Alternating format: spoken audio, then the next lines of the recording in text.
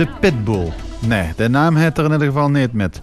Negatieve beeldvorming zorgt voor vooroordelen dat dit ras agressief zou zijn. Onzin, aldus de eigenaren van de beestjes die zondag massaal naar de ruiver waren gekomen. En sommigen zelfs van heel wiet. Ja, dat klopt. Ze zijn uit Frankrijk en uit Duitsland gekomen en uit België om hier aanwezig te zijn. Het zijn allemaal eigenaren van miniatuur bullterriers, ja. We zijn ook heel verheugd dat we zo'n groot aantal minibulletjes hebben, want dat vind je niet zoveel, hè? Minibulletjes noemden ze.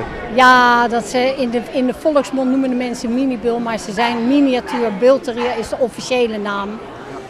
En nou ja, je ziet dat er heel veel verschil in de grootte zit.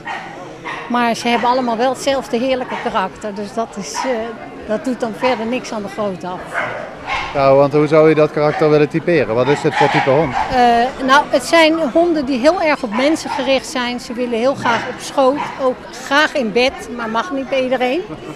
Het zijn allemans vriendjes en ik vind ze zelf heel makkelijk. We hebben heel veel logés. Ze kunnen met iedereen goed opschieten, mits je ze goed opvoedt.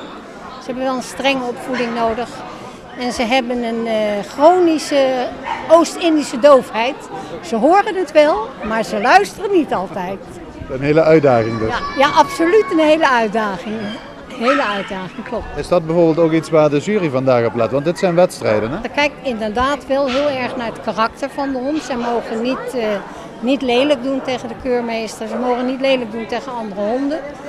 En voor dit ras heel belangrijk, omdat uiteraard hun grote bulachtige, zoals de M-stef en de Staffordshire Bull, die zitten in de gevarenzone. Dus je moet zorgen dat je honden een goed en braaf karakter hebben, sociaal zijn. En dat is wat ze zo ontzettend leuk maken. Misschien zijn er ook nog wel wat vooroordelen van andere mensen ten opzichte van deze honden, hè? Ja, heel erg. Je komt heel vaak, oh, is dit nou zo'n pitbull? Is dit nou zo'n vechthond? Maar meestal na een aantal kennismakingen op straat, dan zijn ze helemaal om. Ze zijn voor iedereen vriendelijk. Waar gaat het om bij deze wedstrijden? Dit zijn shows op exterieur. Hier kijkt de keurmeester naar de hond die het meest de rasstandaard benadert. En ja, dat is, elke keurmeester heeft zijn eigen voorkeuren, dat is wel zo. Dus denk niet, ik heb nu niks gewonnen. Dan kan een volgende keurmeester jouw hond wel het allermooiste van de wereld vinden. Dus ga altijd toch naar een aantal shows.